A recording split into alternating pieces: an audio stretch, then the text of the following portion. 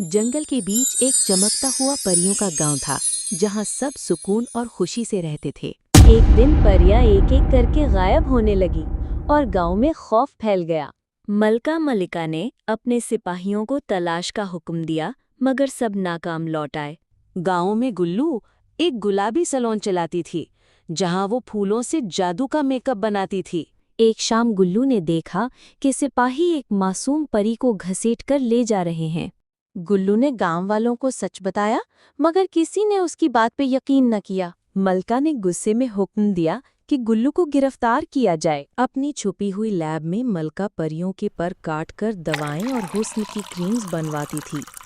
सिपाहियों ने गुल्लू के पर काट दिए और उसे अंधेरे जंगल में फेंक दिया। बेबस गुल्लू को जंगल में एक चमकता हुआ सुनहरी फूल मिला।